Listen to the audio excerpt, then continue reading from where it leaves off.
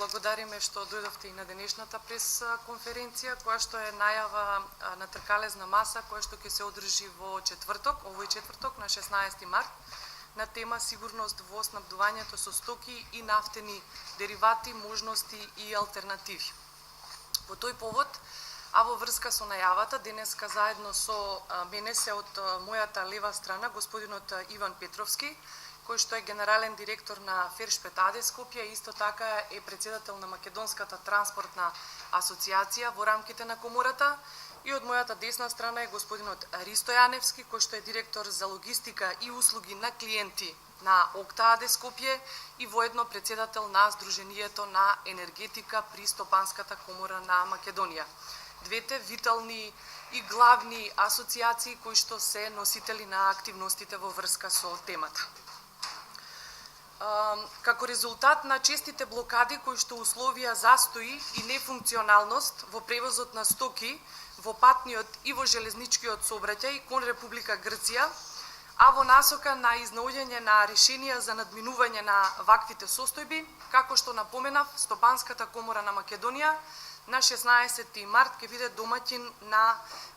тема на тркалезна маса сигурност во снабдувањето со стоки и нафтени деривати, можности и алтернативи. Која е целта на организирање на овој настан?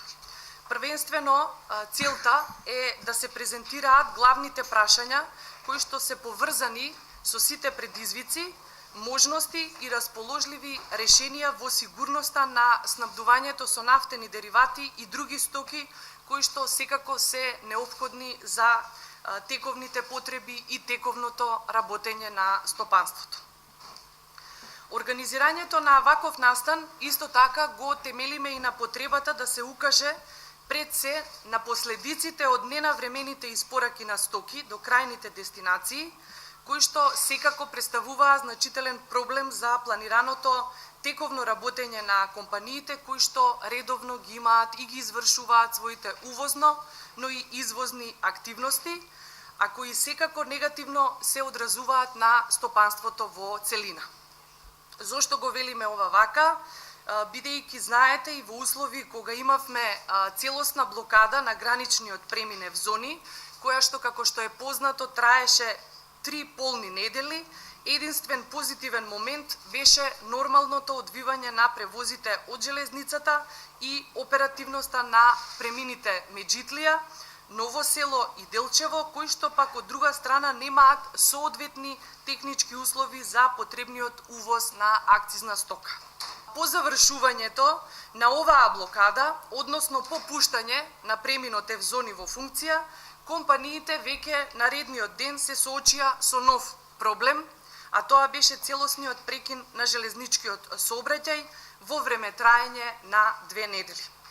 Во вакви услови, компаниите беа оневозможени редовно да ги реализираат и да ги извршуваат и секако да ги планираат своите и извозни и увозни активности, што им предизвика, како што е познато, штети по повеќе основи. Исто така, ниту можеше навремено да се превземе, односно и да се превезува суровина кои што компаниите ја набавуваат за својот производен процес, ниту пак навремено да се испорача готовиот производ кој што е планиран да се извезе за потребите на клиентите од странство. Пореметување на динамиката беше од своја страна условено и со барање за плаќање на пенали кои што компаниите ги имаа за доцнетата испорака, со што трошоците на компаниите и по овој основ дополнително беа зголемени. Интензитетот на штетите, ако вака сублимирано направиме пресек, генерално по одделни дејности може да констатираме дека беше различен, секако е различен, зависи од тоа дали се работи за расиплива стока, дали се работи за акцизна стока, стока која согласно својата природа може единствено да се превезува со железница и така натаму. Затоа, во решавањето на проблемите кои што се јавуваат од било каков вид на блокади, мора да се даде врвен приоритет и впрочем тоа домашните институции, но и со поддршка на некои институции од страна, како што беа и коморите, како што беа и Канцеларијата на Европската Унија, секако се настојуваше да се оттргнат тие проблеми. Како земја без излез на море и без директен пристап до главните морски пристаништа, со слепи завршетоци на правецот исток-запад, имаме огромен интерес од целосна инфраструктурна функционалност на коридорот 10. Соодветно на тоа, за македонските компании посебно значење има непречениот пристап и до Солунското пристаниште. Затоа може да констатираме дека непреченото функционирање на транспортните правци во случајов по должина на коридорот 10 се главни предуслови за севкупниот развој на земјата и пошироко, создавајќи услови за успешно вклучување во светскиот процес на глобализација и секако отварање простор за поширока интрарегионална соработка. За да се подкрепи сето ова што го кажуваме, за да се подкрепи значењето и потребата од навремена испорака на стоки од и до Грција, може најдобро да го илустрираме и со неколку статистички податоци во врска со остварената надворешно трговска размена. Според вредноста на трговската размена на Република Македонија со странство во периодот јануари-декември 2016 година, Република Грција е наш четврти партнер во надворешно трговската соработка, чие учество во вкупната размена изнесува 5,7%. Вкупната размена на Македонија со Грција минатата година достигна вредност од 660,5 милиони американски долари, што представуваше намалување 0,7% во однос на истиот период од 2015 година. Извозот беше во вредност од 163,3 милиони американски долари и исто така опаѓање во вредност од 1,4%, додека увозното салдо изнесуваше 497,2 милиони американски долари или повторно намалување од 0,4% споредбено со истиот период од лани. Значи, кога ќе се спореди и вкупната надворешно трговска размена и во делот на извозот и во делот на увозот, имаме намалување од 0,5 до 1, зависно дали е вкупна извоз или увоз. Ако ја погледнеме структурата во надворешно трговската размена на стоки и услуги кои што ги имаме со Република Грција, во структурата на извозот во Грција најзастапени, значи од Република Македонија во Грција, се металуршките производи, кои што се со вкупен износ од 57 милиони американски долари, што представува 1/3 од вкупниот извоз во Грција, пошто следат тутунот со 27 милиони американски долари, текстилните производи во вредност од 20 милиони долари и мермерот со 10 милиони долари. Додека во структурата на увозот од Република Грција најзастапени се нафтените масла и масла добиени од битуменозни минерали, како и преработки во вредност од 278 милиони американски долари, пошто следат суровините кои што се користат во металургијата и металопреработувачката индустрија, кои што се во вкупен износ од 55 милиони американски долари. Тргнувајќи од сето ова горе наведено и од аспект на проблемите и предизвиците со кои што се соочувавме и од аспект за неминовното значење на соработката со Република Грција како наш четврти надворешно трговски партнер и во насока на изнаоѓање на сите можности во аспект на пресретнување на предизвиците и изнаоѓање на алтернативи, ако може да се каже алтернативи или најдобри решенија, практични, прилагодливи аспекти, на 16 март, значи овој четврток, дел од учесниците кои што денеска се со нас, ќе имаат обраќање на одредени теми. Најпрво сакам да го најавам и учеството во четврток и на генералниот директор, односно главниот извршен директор на ОКТА, господинот Јанис Геруланос, кој што ќе даде осврт на темата сигурност во снабдувањето со нафтени деривати во Република Македонија. Исто така своје обраќање ќе има и председателот на Стопанската комора. Исто така своје обраќање ќе имаат и денешните наши присутни председатели на асоциации, но што е најважно, на тркалезната маса се поканети да присуствуваат компании од сите засегнати страни, како што се од енергетскиот сектор, од транспортниот, од металниот, од металуршкиот сектор и други страни и секако представници од надлежните државни институции. Во интерес на времето и во насока да кажат малку повеќе што е она што ќе се говори на тркалезната маса, во четврток најпрво ќе му дадам збор на господинот Иван Петровски, кој што, како што напоменав, е генерален директор на Фершпет,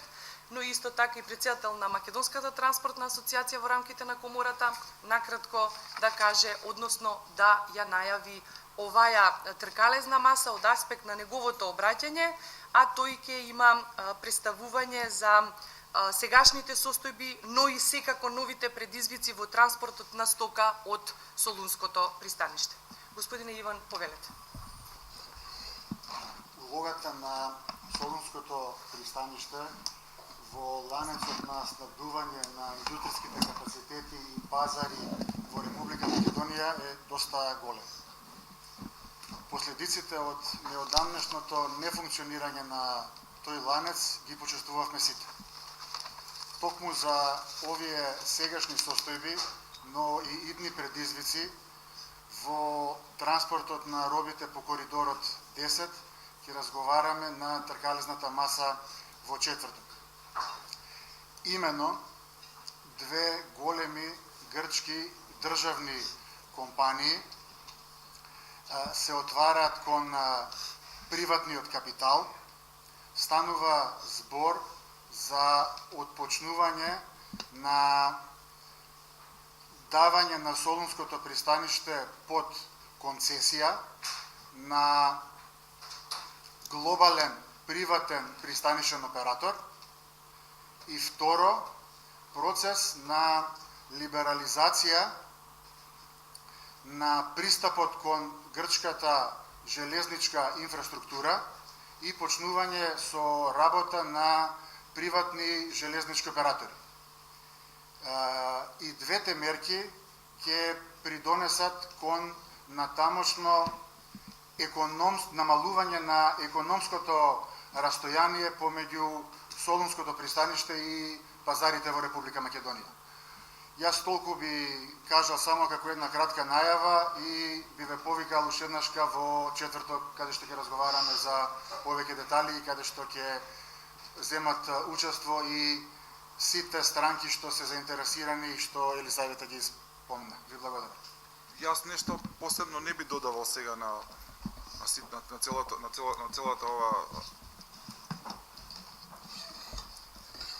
на целото овие објаснување што претходно ги даде Елисавета и мојот колега Иван. Јас само би потенцирал дека кога се договаравме да направиме ова тркалезна маса, идејата ни беше дека треба да се соберат релевантни субјекти од стопанството и да поразговараат на еден вистински начин со факти и со она што стварно се случува на теренот, за случаевите како што беа овие со вакви застои. Нормално дека ние се наоѓаме на една невралгична точка, да речам, каде што постојано имаме некои влијанија, дали се работи во врска со бегалци, дали се работи за временски непогоди, дали се работи за штрајкови и слично. Меѓутоа,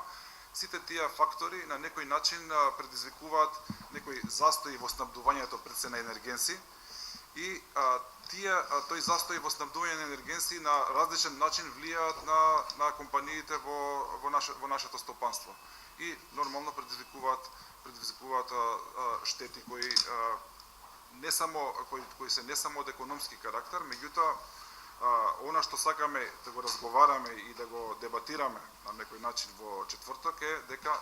штетите можат да бидат пред се и од безбедносен карактер, и од друг карактер. Значи целта ни е тоа да се собереме, да ги представиме, да представиме релевантни информации и затоа и се договоривме да бидат две здруженија, затоа што прекинот во снабдување со нафта и нафтени деривати не ги тангира само компаниите што се во нафтениот бизнис, ги тангира и многу други бизниси во земјата, а се разбира и прекинот на снабдување со некои други стоки и енергенси,